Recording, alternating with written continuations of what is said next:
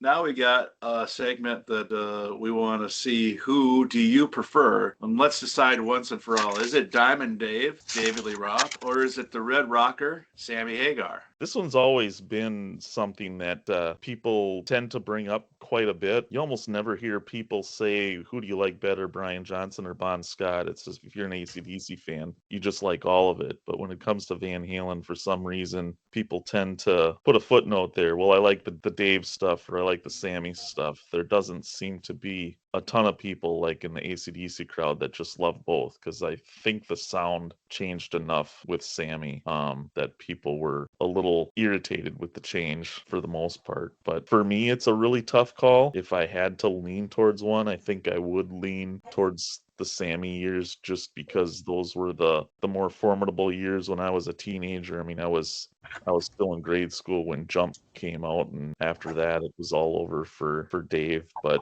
I've seen Sammy live by himself, and I've seen him live with Van Halen. I never got to see him live with Dave, but ever since Eddie's death back in 2020, there seems to be a little bit more of a, I don't want to say a resurgence, but a look back on the Dave years where the Sammy years. If it wasn't for Sammy doing the Best of Both Worlds tour, there wouldn't really be getting a lot of pub, which I thought was too bad for four straight #1 albums. I think those Hagar years really deserve their place in rock history. I don't think they should be forgotten or looked over just because it was a different singer. It's not like when they had Gary Sharon. I'm fine with people forgetting that era of Van Halen. But Sammy, I mean, for as talented as he was, a singer, songwriter, performer, I thought he added something to Van Halen that they didn't have with Dave. So I prefer the Sammy years, but the Dave years were fantastic too. Sammy was more of a pure singer in my book than Dave was. To me, Dave had the personality, and I like to think it's like he's like Peyton Manning. He's the guy that's got all the quirky personality, fun to watch, kind of a class clown, decent singer. To me, not in Sammy's range. And I wonder if the people that put down the quote unquote Van Hagar era and kind of give crap to Sammy, and I wonder if it's because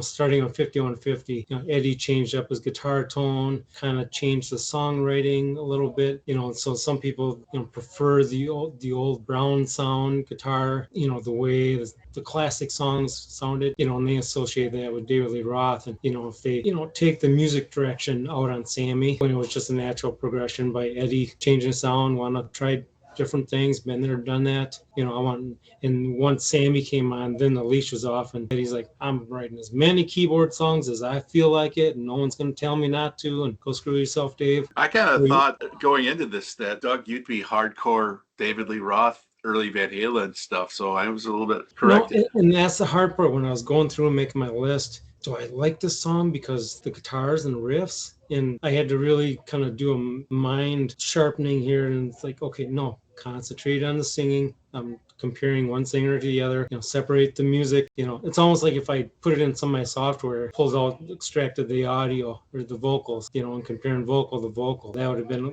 made it a lot easier. But it's hard to separate the music from the vocals. Well, ironically, I like them both. My top 24 Van Halen songs have 12 David Lee Roths and 12 Sammys. I think both bring a lot to the table. I think both have excellent solo stuff. One of my first cassettes when I moved to Neenah, I got at a garage sale. Where the hell is Nina? Neha! Neha! Neha! Where the hell is Nina? Was VOA by Sammy Hagar. I love that cassette, and as a kid, I was 6th grade when I moved there, so hearing the song Dick in the Dirt just always made me chuckle. There's a bunch of them from VOA that I really like. You talked about this, Doug. The constant of Eddie Van Halen made the transition good, unlike Motley Crue, but it just felt like a totally different band, whereas this one kind of seemed to transition and then go. And they are both successful for both eras. It's always a very divisive topic, so there's going to be probably a lot of comments in the chat here, either pro or against, even maybe some hate chat, so let's try to keep it respectful. But we really do want to hear your true opinion. And And every album hit #1 for Van Hagar and none for David Lee Roth. Van Hagar, if you want to say it that way, is a more mature sound, and David Lee Roth was more fun. And ironically, David Lee Roth had more sales, but the only #1 single was Jump. Hagar is more of a musician, and David Lee Roth is more of a showman. Yep, that's fair. And, you know, back in those days, I mean, that front guy had to be a showman. But Eddie Van Halen was just so good that it transcended. You didn't need, I didn't say it's a gimmick, but you didn't need a gimmick for your band when you're that talented. And a lot of the live performances I've seen, it seemed like Sammy was a little closer to the record, put a little bit more effort into it. It seemed, whereas Dave's kind of seemed a little bit more loose, a little bit behind the beat and kind of laid back. And to me, put a 100% effort into the vocals, kind of recreating what you're used to on the record. So if you're just going for the eras in Van Halen, which singer do you prefer? Do you have a preference? Oh, yeah, I prefer Sammy. Okay, and that's same with you, Yeah, Brad? I prefer Sammy. Like I said, I really don't have a preference. So And like Brad was talking about the number, the hits. You look at, when I was doing the research for this, and you look at it like, oh, you made 1, 2, and look at all the hits on there. I'm like, holy crap! Until you go through and look at it again, I'm like, holy crap! There's like 5 singles hits that came off this. I mean, this is approaching hysteria level. And I mean, Van Halen had that on Van Halen 1, but like the saying is, you have your whole life to write your first record, and you got 6 months to write the second. So they had all the club days to get their stuff together for that first record. we're going to now go through our top 10, both David Lee Roth songs and our top 10 Sammy Hagar songs. All right, so first up, I'll talk about David Lee Roth. I got honorable mentions are You Really Got Me. Girl, you really got me now. You got me so I guess. Second honorable mention is Beautiful Girls. Beautiful girls. Ain't Talking About Love. Talking about love. Just like I've told you before. California Girls.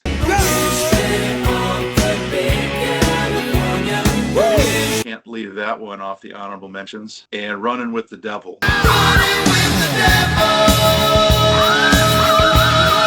And for my Sammy Hagar honorable mentions, Not Enough.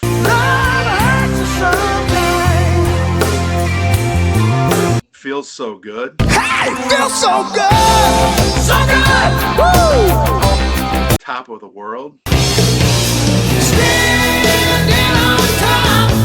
Oh. Two Sides of Love. So why does she cry herself to sleep? And Give to Live. If you want love, you got to give a little.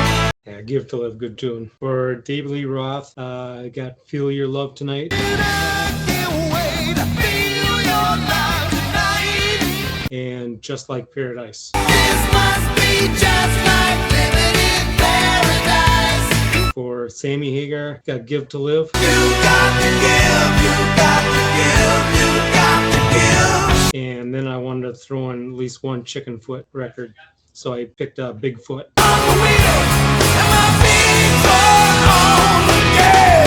I was wondering if anybody was going Chicken Foot or Montrose. Yeah, I would say my honorable mentions for the David. I had Everybody Wants Some. Everybody wants some. I want some too. Little guitars.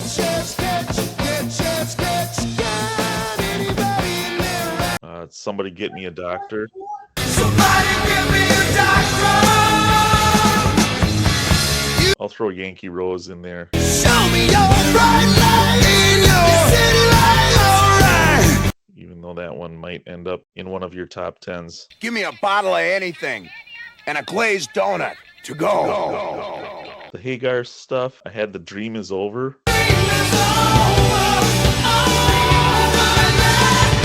Yeah, I would have considered some of the Chicken Foot or solo stuff in here as well, but that was just too much into a Van Halen kick going through the Sammy stuff that I think that was another reason that kind of tipped the scales. His solo career and Chicken Foot career is pretty vast. You can almost have a pretty good playlist of just that stuff outside of Van Halen, where David's got the 3 solo albums and the EP, so it's a little less to choose from. So 10 through 6, start with the Sammy.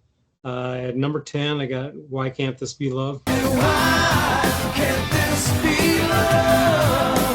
And a lot of these are, it's hard to pick, it's like trying to pick your favorite kid. You love all these songs. Number 9, Right Now. So tomorrow, Number 8, When It's Love. how do I know when it's love? I can't. Number 7, When Love Walks In. All your dreams are strange. Love comes walking in. And number 6, Dreams.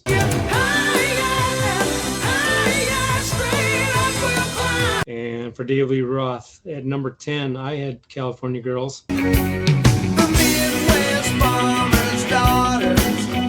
Number 9, Just a Gigolo, which I thought really suited Dave's personality and his voice. He really likes to be a crooner.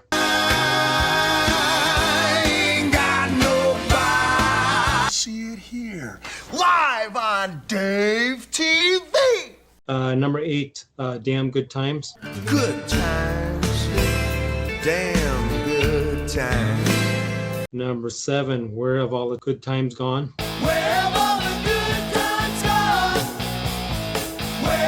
And number 6, Jamie's Crying.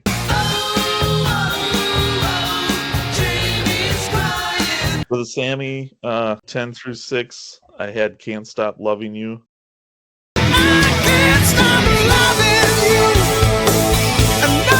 Pleasure Dome.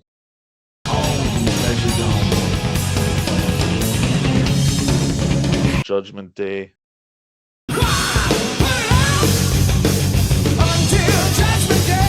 And Pound Cake.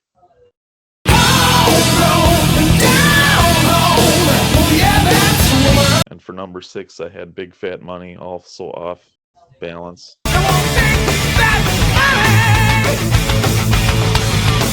My number 10 for Dave would be I'm the One.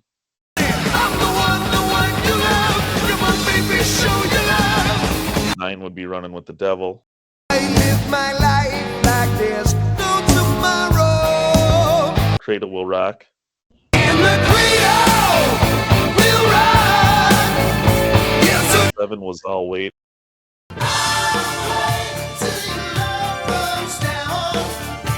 You Really Got Me, Kinks cover on the first album. Girl, you really got me now. You got me so I don't know what. A lot of deep cuts. Nice. Cool. Can't go wrong with any of those. And even with this whole list, there's no right or wrong answers. There's so many absolute bangers to pick from. It's hard to narrow it down. It's funny you said Just a Gigolo and Damn Good, because those missed the cut by a smidge. There's just so many good songs. 10 for David Lee Roth. I'll go 10. Oh, Pretty Woman. Oh, cover tune. Walking down the street, pretty woman. Number 9's gonna probably shock a lot of you, but Sensible Shoes. Problem with you. Need some sensible shoes. 8, Just Like Paradise. This must be just like living in paradise. 7, Dance the Night Away. Dance the night away. And 6, Yankee Rose. Nothing like her in the whole world.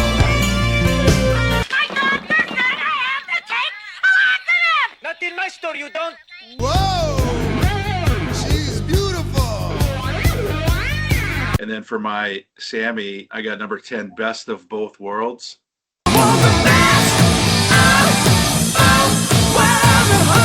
Number 9, Pound Cake.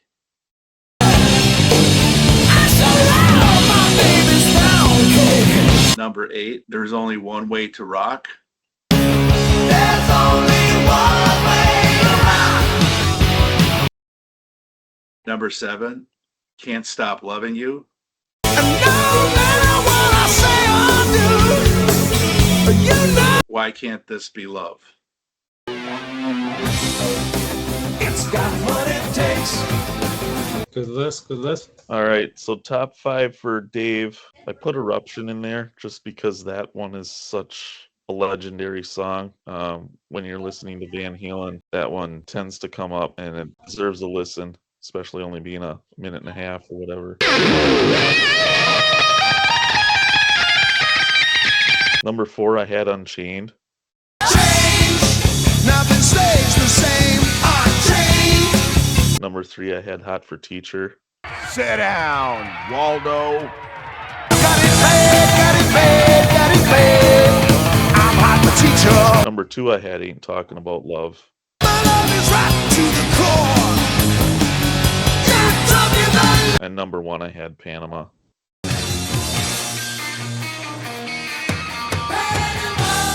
My Sammy stuff, you'll notice kind of a theme with the top 5 Sammy stuff.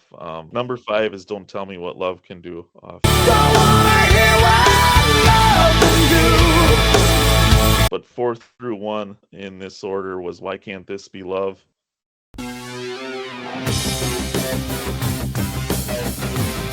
Love Walks In.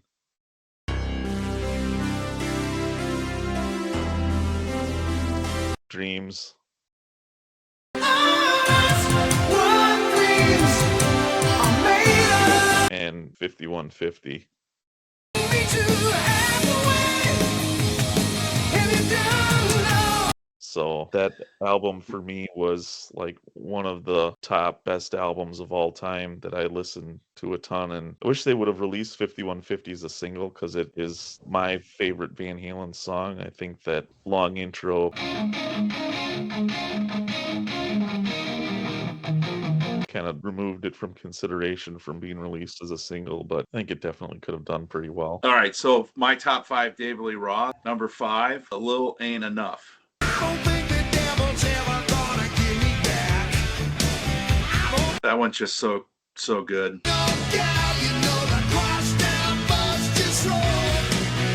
Number 4 for David Lee Roth is I'll Wait.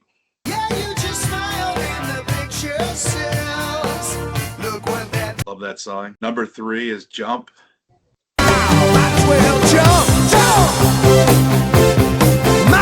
Number 2, Hot for Teacher. What do you think the teacher's gonna look like this year? And ironically, number 1, Panama. Same number 1 as you.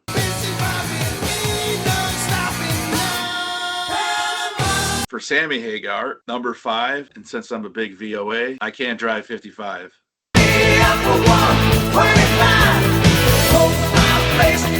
Number 4, Love Walks In.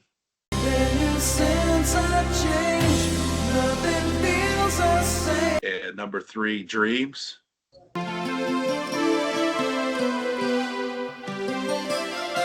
Number 2, When It's Love.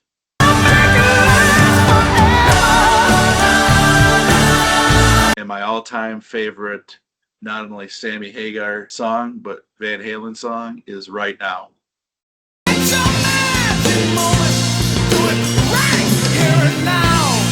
I think partly because when I was coaching football, we did a midnight practice with the high school, and we weren't very good, but we haven't been good since I can remember. But the midnight practice over the loudspeakers, and I'm surprised the neighbors, they don't think they do this anymore, but the neighbor, over the loudspeakers, they played Right Now, and the kids ran out on the field. It's so perfect. Means everything. Okay, for my top 5, I'll start with Sammy and the ultimate party song, One Shot. Hey, mas tequila. Love that song. And We got a song out of you already. Oh yeah, Nice. I ain't done yet. All right, here we go.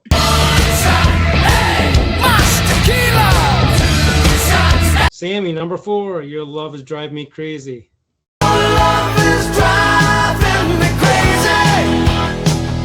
Number 3, I'll Fall in Love Again.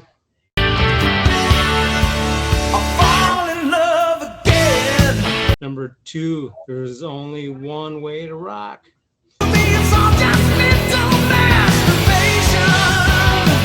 And number 1, the 500-pound gorilla in the room. I can't drive 55. There's dogs howling somewhere. Okay, top 5, David Lee Roth. Number 5, Little Dreamer. Little dreamer. A lot of that, I wonder if I love that because I love the oohs and all that in the background.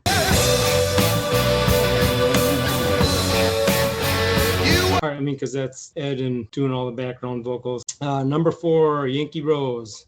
Forget about it. Ooh. It's humid in here tonight, isn't it, girls? What I need right now is the original Good Time Go. Number 3, Going Crazy. Don't forget to lock it. No. Going crazy from the heat. Number 2, Beautiful Girls. Had her toes in the sand. Whoa, what a beautiful girl. And my favorite song by David Lee Roth. Number 1, I'll Wait. I'll wait. Till your love comes down.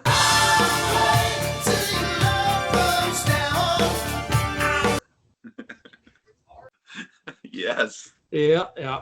It is kind of interesting to see that some songs didn't make each other's list that you would expect. What the deeper cuts mean to each of us. In the comments, please put your top 10 at each. Also, that would be great to see what your top 10 David Lee Roth songs and Sammy Hagar songs. I'm glad you did Mas Tequila because it's a party song, and it just, there's so many good songs that I couldn't bump it out of any of it. But any surprises? Any? Yeah, I mean, there was a couple that, some of you guys had honorable mentions. I'm like, wow, I got that way up in like my top 3. Doug, for your list for the Sammy Hagar list, I was a little surprised how many of his solo songs. Oh, I You love had the solos. Yeah.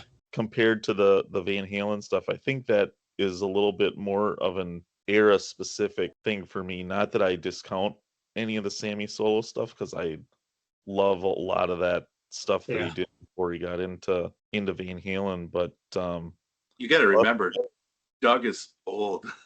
He's older than us. I remember when dirt was invented. I remember watching the I Can't Drive video, 55 on MTV, when he's in the courtroom and he jumps up and catches the guitar and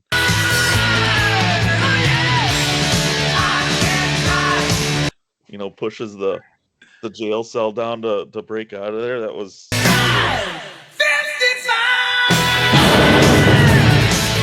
when that was on. That was like my favorite video at the time, besides Rock of Ages, when Joe Elliott's swinging that sword around. Yeah, I bet you if I look in my Apple Music library at play counts, I'll probably find some of that solo stuff is a little higher than some of the Van Halen stuff. But when I was listening to those Van Halen albums, they didn't play like individual songs for me. They played like whole albums. That's why I think I had a lot of those songs kind of right next to each other. They're probably more like tiers than top 10 lists. So it was really hard to put the Sammy list together. Yeah, I mean, I like the exercise. It just was so difficult. I went back and forth and stuff. And actually, a song going into it, I've Done Everything for You. I thought I'd like that one a lot. And then after listening to last night, I'm like, it's not as good as Rick Springfield. I was surprised because I thought that thinking about this, I'm like, oh, there's going to be some Sammy stuff I'm going to put up there. And I thought for sure that one's going to be, I'm like, that's not even close to any of these other ones that didn't even make the cut that are on my list. So.